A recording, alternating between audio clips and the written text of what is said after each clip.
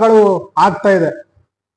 ಇದುವರೆಗೂ ಏನು ತಪ್ಪಿತಸ್ಥ ಇನ್ಸ್ಪೆಕ್ಟರ್ ಮತ್ತೆ ಸಬ್ ಇನ್ಸ್ಪೆಕ್ಟರ್ ಇಬ್ಬರು ಪೊಲೀಸರು ಹೆಡ್ ಕಾನ್ಸ್ಟೇಬಲ್ಗಳು ಮತ್ತೆ ಓರ್ವ ಏನು ಹೋಮ್ ಗಾರ್ಡ್ ಇದ್ದಾರೆ ಅವ್ರ ಮೇಲೆ ದೂರನ್ನ ಸಲ್ಲಿಸಿದ್ದಾರೆ. ನಾವು ಜಿಲ್ಲಾ ಪೊಲೀಸ್ ವರಿಷ್ಠಾಧಿಕಾರಿಗಳು ಮತ್ತು ಉಪಾಧೀಕ್ಷಕರನ್ನ ನಂಬಿದ್ವು. ಆದ್ರೆ ಇದುವರೆಗೂ ಕೂಡ ಅವ್ರ ಮೇಲೆ ಯಾವುದೇ ತರದ ಪ್ರಕರಣವನ್ನ ದಾಖಲು ಮಾಡದೇ ಇರತಕ್ಕಂಥದ್ದು ನಮಗೆ ಅನುಮಾನಗಳು ಕಾಡ್ತಾ ಇದ್ದಾವೆ. ತ್ವರಿತವಾಗಿ ಅವ್ರ ಮೇಲೆ ಪ್ರಕರಣವನ್ನ ದಾಖಲು ಮಾಡಿ ಅವ್ರನ್ನ ಅಮಾನತ್ನಲ್ಲಿಟ್ಟು ತನಿಖೆ ಮಾಡಬೇಕು ಅಂತಕ್ಕಂಥದ್ದು ನಮ್ಮ ಅವತ್ತಿನಿಂದ ಒತ್ತಾಯ.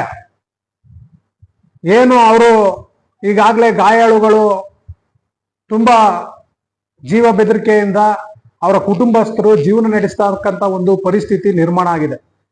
ಎಲ್ಲ ಗಾಯಾಳುಗಳನ್ನು ಕೂಡ ಅವರು ಯಾರೋ ಮಧ್ಯವರ್ತಿಗಳು ಮತ್ತೆ ಬೇರೆ ಬೇರೆ ಪ್ರಭಾವಿ ವ್ಯಕ್ತಿಗಳು ಮತ್ತೆ ಪುಡಿ ರೌಡಿಗಳ ಮುಖಾಂತರ ಅವ್ರನ್ನ ಫೋನ್ ಮಾಡಿ ಅನಾಮಧೇಯ ಕರೆಗಳನ್ನ ಮಾಡಿ ದೂರನ್ನ ವಾಪಸ್ ಪಡಿಬೇಕು, ವಾಪಸ್ ಪಡಿಲಿಲ್ಲ ಅಂತಂದ್ರೆ ನಿಮ್ಗೆ ಶಿಕ್ಷೆ ಆಗುತ್ತೆ, ನೀವೇನಾದ್ರು ದೂರ ವಾಪಸ್ ಪಡಿಲಿಲ್ಲ ಅಂತಂದ್ರೆ ನಿಮ್ ಮೇಲೆ ರೌಡಿ ಶೀಟ್ ಓಪನ್ ಮಾಡ್ತಾರೆ, ಹಂಗೆ ಹಿಂಗೆ ಅಂತ ಹೇಳಿ ಬೆದರ್ಸೋದ್ರ ಮುಖಾಂತರ ಹುಡುಗರಿಗೆ ಆತಂಕವನ್ನ ಸೃಷ್ಟಿ ಮಾಡ್ತಾ ಇದ್ದಾರೆ. ಈಗಾಗಲೇ ಹುಡುಗರು ಕೂಡ ಒಂಥರ ದಿಗಲ್ಗೆ ಒಳಗಾಗ್ತಾ ಇದ್ದಾರೆ. ಹಾಗಾಗಿ ಸರ್ಕಾರ ಕೂಡ್ಲೇನೆ ಏನು ತಪ್ಪಿತಸ್ಥ ಆರೋಪಿ ಅಧಿಕಾರಿಗಳಿದ್ದಾರೆ, ಸಬ್ ಇನ್ಸ್ಪೆಕ್ಟರ್ ಮತ್ತೆ ಇನ್ಸ್ಪೆಕ್ಟರ್ ಅವರು ಮತ್ತೆ ಅವರು ಪೊಲೀಸ್ನವರು, ಅವ್ರನ್ನ ಅಮಾನತ್ನಲ್ಲಿಟ್ಟು ತನಿಖೆಯನ್ನ ನಡೆಸಿ ಈ ಘಟನೆ ಹಿಂದೆ ಬರೀ ಈ ಪೊಲೀಸರ ದೌರ್ಜನ್ಯ ಅಷ್ಟೇ ಅಲ್ಲ, ಅಲ್ಲಿಯ ASI ಅವರು ಆ ಹುಡುಗರ ಹತ್ರ ಹಣವನ್ನು ಕೂಡ ಪಡೆದಿರ್ಲಿಕ್ಕೆ ಪೊಲೀಸ್ ಠಾಣೆ ಮುಂಭಾಗದಲ್ಲಿ ಇರ್ತಕ್ಕಂಥ ಒಂದು ಟೀ ಕ್ಯಾಂಟೀನ್ಗೆ ಗೂಗಲ್ ಪೇ ಮುಖಾಂತರ ಅಮೌಂಟ್ ಹಾಕ್ಸ್ಕೊಂಡಿದ್ದಾರೆ. ಹೋಟೆಲ್ನಲ್ಲಿ ಪಾರ್ಸಲ್ನ ಊಟ ತಗೊಂಡದ್ರ ಮುಖಾಂತರ ಹಾಕಿಸ್ಕೊಂಡಿದ್ದಾರೆ. ಮತ್ತೆ ಅವರ ಮನೆಯಲ್ಲೇ ಕರ್ಕೊಂಡೋಗಿ ಗಂಟನ್ಗಟ್ಲೆ ಕೂರ್ಸ್ಕೊಂಡು ಅವ್ರ ಜೊತೆಲಿ ಮಾತುಕತೆಯನ್ನು ನಡೆಸಿದ್ದಾರೆ.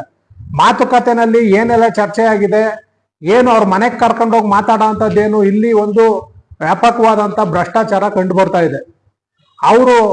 ಅವರ ಆಸೆಗಳು ಅವರ ಆಮಿಷಗಳನ್ನ ಫುಲ್ಫಿಲ್ ಮಾಡದೇ ಇರೋ ಕಾರಣಕ್ಕಾಗಿನೇ ಅವರು ಮತ್ತೆ ನಂತರ 8-10 ದಿನಗಳ ನಂತರ ಅವರು ಪ್ರಕರಣ ದಾಖಲಿಸಿದ್ರೇನೋ ಅಂತಕ್ಕಂಥದ್ದು ಇಲ್ಲಿ ಕಂಡು ಬರ್ತಾ ಇದೆ.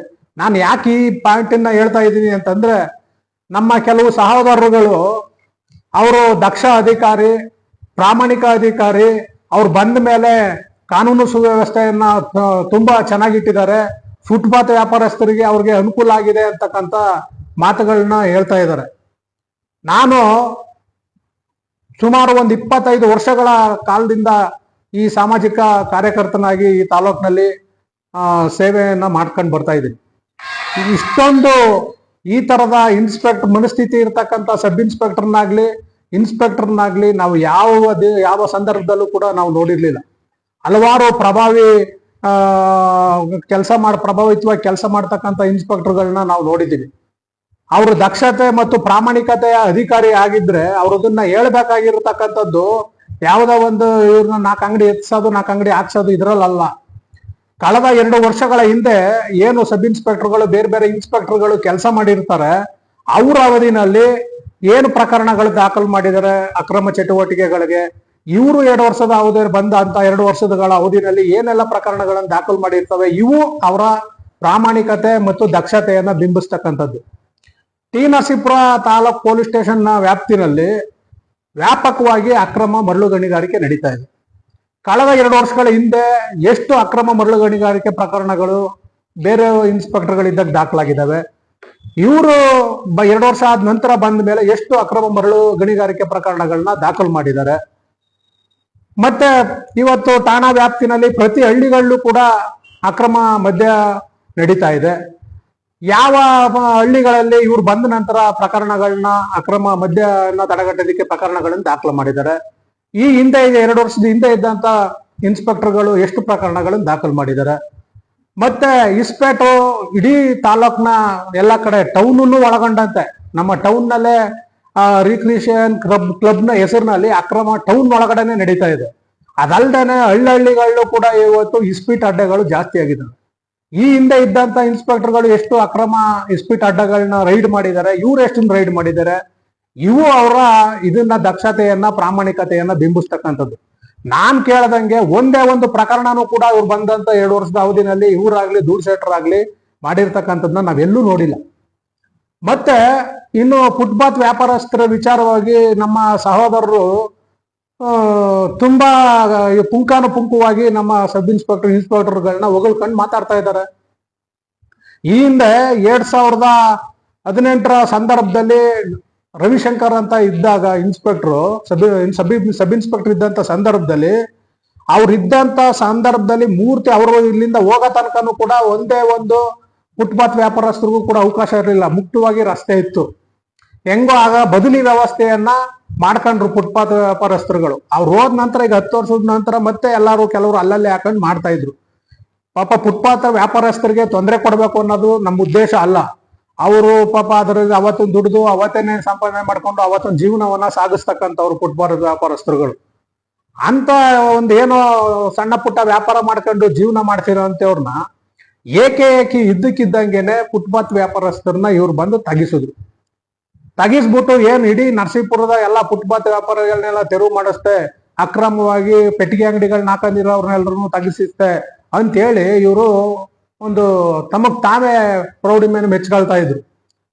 ಯಾರು ಇವರು ಕೇಳಿದವರು ಫುಟ್ಪಾತ್ ವ್ಯಾಪಾರಸ್ಥರನ್ನ ತಗಿಸಿ ಅಂತ ಹೋಗ್ಲಿ, ಹೌದು ಸಂತೋಷ ಆಯ್ತು, ಪರವಾಗಿಲ್ಲ, ಫುಟ್ಪಾತ್ ವ್ಯಾಪಾರಸ್ಥರನ್ನೆಲ್ಲ ತಗಿಸಿದ್ರು, ಅವ್ರಿಗೆ ಬದಲಿ ವ್ಯವಸ್ಥೆಯನ್ನ ಮಾಡ್ಕೊಡ್ತೀವಿ ಅಂತಕ್ಕಂಥ ಭರವಸೆ ಮಾತುಗಳನ್ನು ಕೂಡ ಆಡಿದ್ರು. ಮತ್ತೆ 1 ತಿಂಗಳು ಬಿಟ್ಟು ಅದೇ ಫುಟ್ಪಾತ್ಗೆ ಅದೇ ಜಾಗಗಳಿಗೆ ಅದೇ ಅಂಗಡಿಗಳು ಬಂದು ಕೂತ್ಕೊಂಡ್ವಲ್ಲ, ಈಗ ಫುಟ್ಪಾತ್ ವ್ಯಾಪಾರಸ್ಥರಿಗೆ ಅನುಕೂಲ ಆಗೋಯ್ತಾ?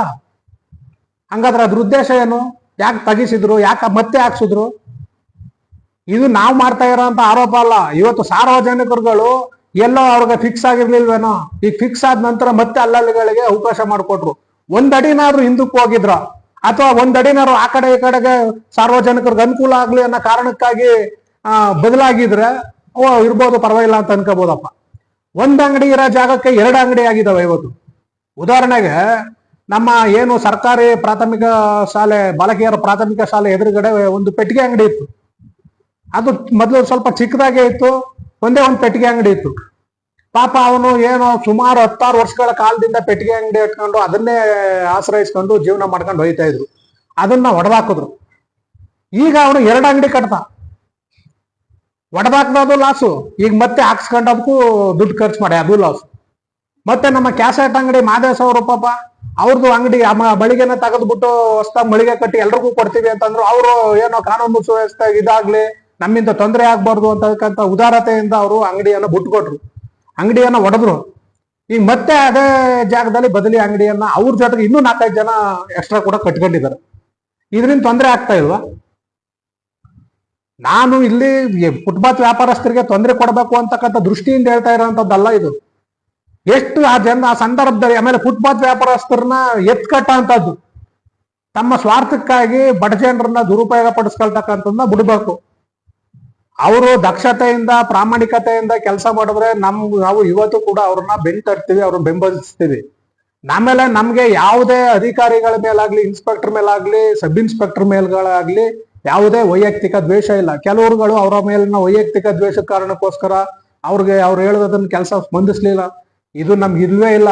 ನಾವು ಕಳೆದ 15-20 ವರ್ಷಗಳಿಂದ ಯಾವುದೇ ಪ್ರಕರಣ, 1 ವರ್ಷಕ್ಕೆ ನಾವು 10 ಸಲ ಹೋಗಿರ್ಬೋದು. ಬೇಕಾದ್ರೆ ಅಲ್ಲಿ ಹೋಗಿ ಪೊಲೀಸ್ ಸ್ಟೇಷನ್ ಅಲ್ಲಿ CC ಕ್ಯಾಮ್ರಾ ಚೆಕ್ ಮಾಡಿಸ್ಕೋಬಹುದು, ಅಥವಾ ಅವ್ರದೇ ಫೋನ್ ಕರೆಗಳು ಇನ್ಸ್ಪೆಕ್ಟರ್ದು ಸಬ್ ಇನ್ಸ್ಪೆಕ್ಟರ್ಗಳೆಲ್ಲ ಇದಾವೆ. ಎಷ್ಟು ಪ್ರಕರಣಗಳಲ್ಲಿ ನಮ್ಮ ಫೋನ್ ಅವ್ರಗಳಿಗೆ ಹೋಗಿದಾವೆ ಅಂತಕ್ಕಂಥದ್ದನ್ನ ಪರಿಶೀಲನೆ ಮಾಡ್ಕೋಬಹುದು. ತುಂಬಾ ಜಿನೈನ್ ಇರ್ತಕ್ಕಂಥದ್ದು, ತುಂಬಾ ಅತಿ ಯಾರಾದ್ರೂ ದೌರ್ಜನ್ಯಕ್ಕೆ ತುತ್ತಾಗಿರ್ತಕ್ಕಂಥದ್ದು, ಕಂಪ್ಲೇಂಟ್ ಕೊಟ್ಟುವೆ ಯಾವುದೇ ಕ್ರಮ ಆಗದೆ ಇರಕ್ಕಂತ ಯಾವ್ದೋ ಪ್ರಕರಣಗಳಿದ್ರೆ 1-2ಗಳಿಗೆ ನಾವು ಮಾತಾಡಿದೀವಿ. ಆದ್ರೆ ಕೆಲವು ವ್ಯಕ್ತಿಗಳು ಅವ್ರು ಮಾಡ್ತಕ್ಕಂತ ಒಂದು ಸಣ್ಣತನದ ವ್ಯವಹಾರವನ್ನ ಒಂದು ಗಂಭೀರವಾದಂತ ಚಳುವಳಿನಲ್ಲಿ ಕೆಲಸ ಮಾಡ್ತಾ ಇರತಕ್ಕಂಥವ್ರ ಮೇಲೆ ಆರೋಪ ಮಾಡೋದ್ರ ಮುಖಾಂತರ ಯಾರೋ ಒಬ್ಬ ಭ್ರಷ್ಟ ಅಧಿಕಾರಿಯನ್ನ ಬೆಂತಟ್ಟಂತದ್ದು ಶೋಭೆ ತರ್ತಕ್ಕಂಥದ್ದಲ್ಲ.